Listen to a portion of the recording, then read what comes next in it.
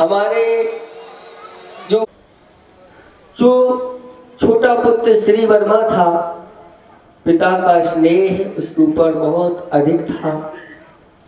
प्रजा भी उसको चाहती थी और अधिक स्नेह के कारण से बड़े पुत्र को युवराज पद ना दे करके पिता ने छोटे पुत्र को युवराज पद दे दिया। और जब बड़े को नहीं दिया गया और छोटे को युवराज पद दे दिया गया तो बड़े ने सोचा अब हमारा जो पुण्य है हीन है। मैंने ऐसा कौन सा पूर्व पाप कर्म किया था कि मुझे बड़े होकर के भी युवराज पद नहीं मिला और छोटे को मिल गया। ओ ऐसे जीवन को धिक्कार है, अब मुझे यहाँ नहीं रहना। और वैराग्य को प्राप्त होकर के जंगल में मुनिराज की शरण में चले गए और जाकर के सारी बात बता दी। मुनिराज ने धर्म का उपदेश दिया कि यह युवराज पद आदि जो है ये तो सब संसार के कारण है, दुर्गति में ले जाने वाले कारण है। आओ तुम मेरी शरण में आए हो, मैं तुम्हें महाराज पद देता हूँ जिसके कारण से तुम संसार से पार हो जाओगे। इसलिए विकल्प नहीं करना। और उन्होंने दीक्षा धारण कर ली। दीक्षा धारण करके तप को तपना प्रारंभ किया, लेकिन देखा कि विद्याधर बड़ी विभूति के साथ आकाश मार्ग में चला आ रहा है। और उन मुनिराज ने उस विभूति को देख करके भावना भाई कि मेरी जो साधना है उसका फल मुझे भी ऐसे विद्याधरों का क्या मिले, फल मिले। बस इस रत्नात्रय का फल तो सर्वश्रेष्ठ फल मोक्ष फल है, लेकिन मांग लिया। आप लोग अभी महाविधान ये महोत्सव करने जा रहे हैं। आचार्य भगवान कहते हैं अगर हम मांग लेते हैं तो बहुत बड़े घाटे का सौदा हो जाता है। जहां पर बड़े बड़े रत्न दिए जा रहे हो, जहां पर पूरे राज्य दिए जा रहे हो और कोई व्यक्ति आकर के मांगे मिले माए, राजा तो किमिच्छी दान दे रहा है, लेकिन हम यहाँ पर मांग लेते हैं तो मांग करके बहुत बड़ा घाटा कर लेते हैं।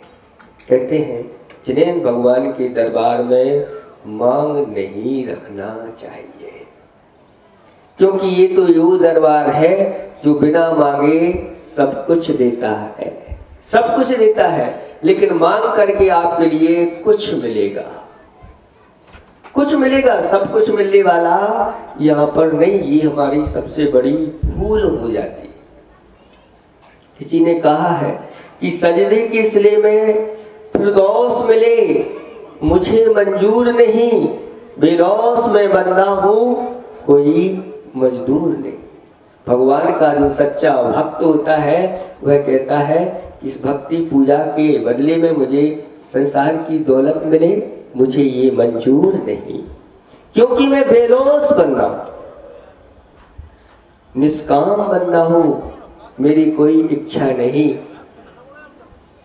कोई मैं मजदूर नहीं। भगवान से भगवान की भक्ति के बदले में मुझे इस संसार की विभूति मिले।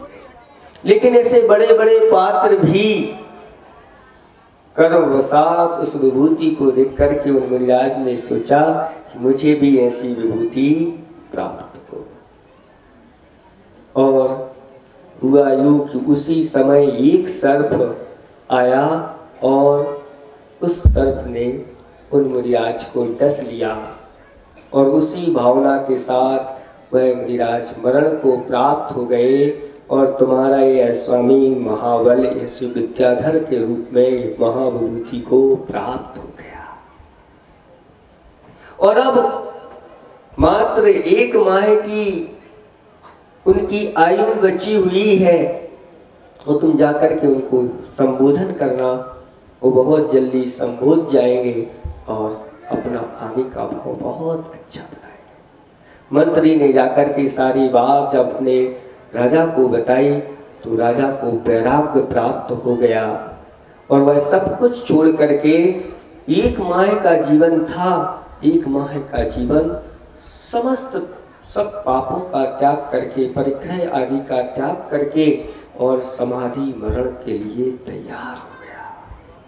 1 महीने तक वो साधना की, प्रायोग गमन संन्यास वर्ण कहा है वहां पर। वो मुनिराज नहीं थे लेकिन मुनिराज जैसे ही सारी साधना उन्होंने की और अंत समय में भगवान पंच परमेष्टि को अपने हृदय में बिठा करके और मृत्यु को प्राप्त हुए और जाकर के स्वर्ग में ललितांग नाम का महारिद्धिधारी देव हो गया। वहां पर अनेक सुखों को भोगते हुए जब वहां से क्षय हुए तो इस पृथ्वी पर बज्रजंग राजा के रूप में यहाँ पर उत्पन्न हुए। और बज्रजंग श्रीमती का प्रकरण तो आप लोगों ने सुना होगा कि उन्होंने ऐसे चरण रिद्धिधारी मुनिराज को आहार दिया था। और 4 जीव ऐसे थे जो त्रिंच पर्याय में थे। नकुल न्योला था, बंदर था और एक सियार था और एक बाघ था, जिन्होंने दान की अनुमोदना की थी। बज्रजंग का जीव और श्रीमती का जीव भोग भूमि में जाकर के उत्पन्न हुआ। वहीं पर ये चारों के चारों जीव जाकर के उत्पन्न हुए और भोग भूमि में जाकर के कल्प वृक्षों के माध्यम से असंख्यात वर्षों तक वहाँ के सुख भोगे। और वहीं पर जो मंत्री का जीव पूर्व में था, इस भाव में आकर के मुनि बन करके और चरण रिद्धिधारी बन करके विहार कर रहे थे और जाकर के भोग भूमि में उन लोगों को संबोधन किया और सम्यक दर्शन को प्राप्त कराया। और वहां से जाकर के भोग भूमि से मरण प्राप्त करके वह फिर स्वर्गों के सुखों को प्राप्त हुए। फिर स्वर्गों के सुखों से आकर के यहाँ पर वह सुभिरी नाम के राजा हुए। और वह सुभिरी राजा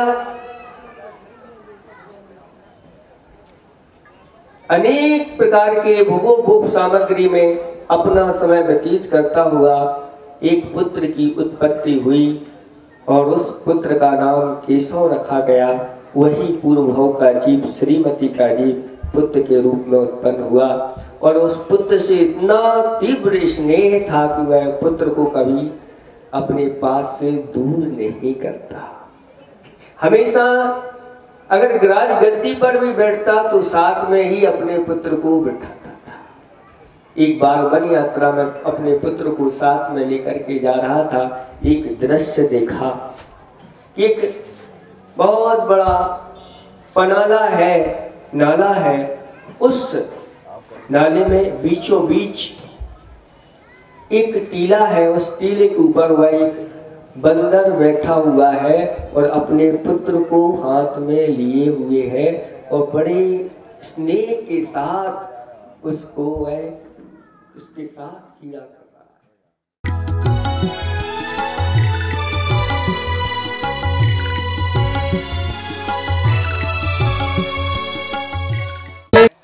गर्व के संस्कार के बाद उसका जो जन्म होता है वह महान बन जाता है, क्योंकि तीर्थंकर पद की पात्रता प्राप्त हो जाने पर तीर्थंकर का गर्भावतरण का काल, जिसमें सभी का कल्याण निहित होता है।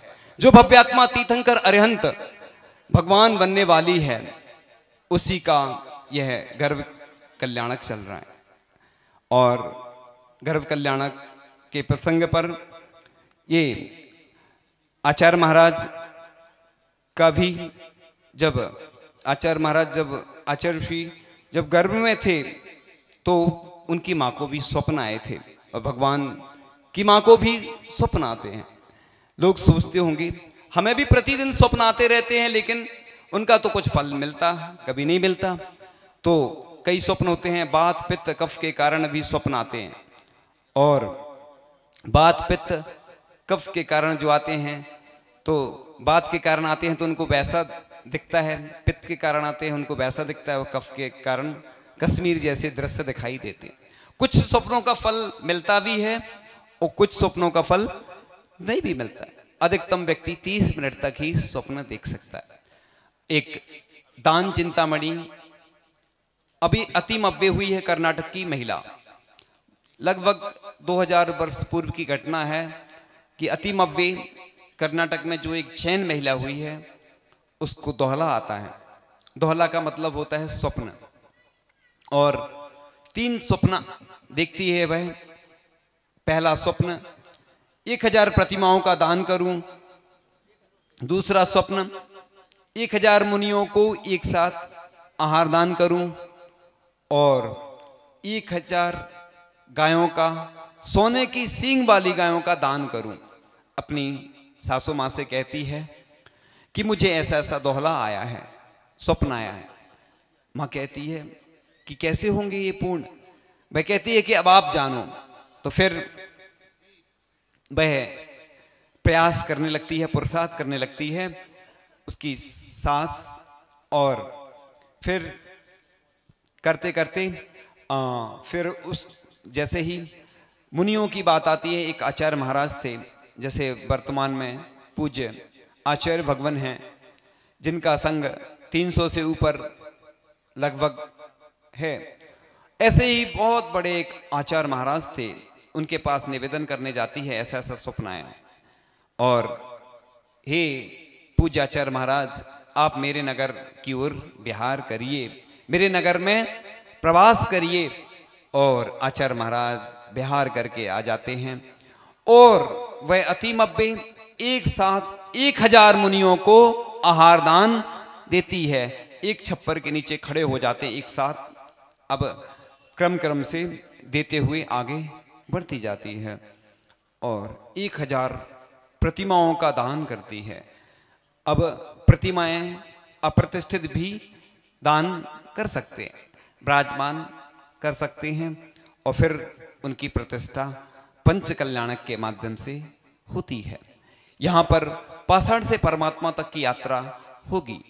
कई लोग सोचते होंगे कि ये पंच कल्याणक किस लिए।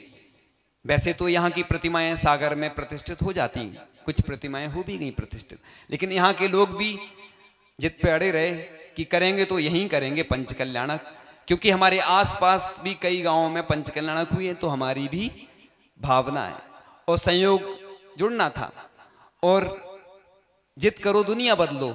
इधर के लोग जिद पर जब अड़ गए कि हमें तो पंच कल्याणक यहीं करवाना है, और पुण्य बढ़ता गया। कई बार संकल्प लेने से पुण्य बढ़ता है, और बढ़ता गया पुण्य, बढ़ते बढ़ते आपके सामने यह पंच कल्याणक आ गया। लेकिन इस पंच कल्याणक में सिर्फ ऐसा नहीं करना है कि उदासीन रहना है। महाराज जी हमेशा बोलते हैं कि दान देकर नाचना चाहिए, नृत्य करना चाहिए, क्योंकि दान देने के बाद यहाँ अभी जो कल सौधर्मेंद्र बने हैं, सौधर्मेंद्र इसके पहले राजा सोम बने, और उनकी भावना बहुत तीव्र थी कि हमें माता पिता बनना है, लेकिन संयोग नहीं बना। लेकिन उन्होंने सोचा कि अपने नगर में नहीं बन पाए अगर सौधर्मेंद्र, और जीवन का कोई भरोसा नहीं कब क्या हो जाए, और उन्होंने तुरंत सौधर्म इंद्र बनने के लिए अपनी भावना प्रेषित कर दी। ऐसी भावना होना चाहिए। और उनके पुत्र भी बहुत हर्षित थे और कह रहे थे कि हमारे सब लोग इतने प्रसन्न हैं। ये होना चाहिए, दान देने के बाद प्रसन्नता होना चाहिए, उदासीन नहीं होना चाहिए। कई लोग दुखी होते हैं, अरे हमने बोली ले ली, अरे ये तो अवसर पुण्यशाली लोगों को ही प्राप्त होते, बड़े पुण्य के अवसर होते हैं, क्योंकि पूरे पंच कल्याणक का पुण्य उनके हिस्से में जाना है। जितने लोग आएंगे यहाँ पर पंच कल्याणक में, सबका छठवां हिस्सा उनको मिलना है, क्योंकि मुख्य यजमान करता वही सौधर्मेंद्र होता है। बिल्कुल पास से, करीब से वह क्रियाएं करने को उसको प्राप्त होती हैं। और सभी पात्र, छोटे कोई पात्र नहीं होते हैं, सब पात्र एक समान हैं, और सभी लोगों को पूरी ताकत लगाना है, क्योंकि बरोदिया को हमें ऊपर और उठाना है। अभी तक बरोदिया तक सीमित थी, लेकिन बरोदिया की पहचान अलग बन जाएगी अब, क्योंकि जहां पे एक बार पंच कल्याणक होते हैं तो अपने आप वह नगरी प्रसिद्ध हो जाती है। इसलिए भले ही आप कुछ भी दान नहीं करना, लेकिन तन से या मन से तो आप हमेशा सहयोग करना। एक छोटी सी चिड़िया थी, जंगल में आग लग गई, बूंद बूंद करके बुझाने के प्रयास में लगी हुई थी। जंगल के पशु पक्षियों ने चिड़िया से कहा, तू मूर्ख है क्या, कुछ बूंद पानी से आग बुझेगी क्या? तो चिड़िया ने जवाब दिया, आग बुझे या ना बुझे, जब भी इतिहास लिखा जाएगा मेरा नाम आग जलाने वालों में नहीं बुझाने वालों में आएगा। तो हमेशा ये भावना रखना चाहिए कि भले ही हमारे पास कुछ राशि नहीं है, धन नहीं है, कोई बात नहीं, उसकी चिंता नहीं करना, क्योंकि सब कुछ धन से ही नहीं होता है, अपनी भावना भी महत्वपूर्ण होती है। जैन दर्शन पहले भाव प्रधान है, फिर द्रव्य प्रधान है। लेकिन आप लोग भी समझते हैं कि जो भी बड़े बड़े आयोजन होते हैं बिना धन के नहीं होते, इसलिए ये व्यवस्थाएं की जाती।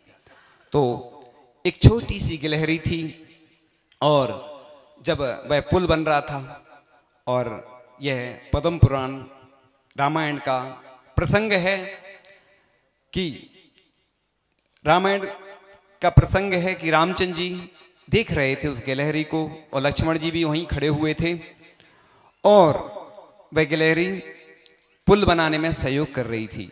वह जा रही थी, पानी में डूबती थी और रेत में लौटती थी, लौटकर आती थी वापस, और कुछ रेत के कण लाके छोड़ जाती थी, फिर पुनः ऐसा करती थी। रामचंद्र जी और लक्ष्मण जी चर्चा कर रहे थे, ये देखो छोटी सी गिलहरी क्या कर रही है, बार बार आ रही है, जा रही है। तो उन्होंने कहा कि इसके सहयोग को देखो, आप इसकी मेहनत देखो, कि भले ही इसके अंदर उतनी ताकत नहीं है, छोटी सी है गिलहरी, लेकिन उसकी भावना देखो। इसलिए चाहे दान कोई छोटा करे, चाहे कोई दान बड़ा करे, बहुत महत्वपूर्ण होता है। क्योंकि आगम ग्रंथों में लिखा है कि छोटी सी प्रतिमा भी अगर कोई विराजमान करता है तो उसके पुण्य के वर्णन करने के लिए सरस्वती भी समर्थ नहीं है। ऐसे ही कोई छोटा सा मंदिर भी बनवाता है तो उसके पुण्य का वर्णन करने के लिए भी कोई समर्थ नहीं है। हमेशा भजन में कहते हैं लोग, छोटा सा मंदिर बनाएंगे, वीर गुण गाएंगे। तो हम हमेशा बोलते हैं कि छोटा मंदिर क्यों बनाएंगे, हम तो बड़ा मंदिर बनाएंगे, क्योंकि यहाँ के लोगों ने 5-5 वेदियों वाला मंदिर बनाया है। यहाँ का मंदिर पहले बहुत हालत खस्ता थी, लेकिन कुछ सागर के लोगों ने सहयोग किया, यहाँ के लोगों ने भी सहयोग किया और भावना भाई, तो बहुत अच्छा सुंदर मंदिर बन गया है।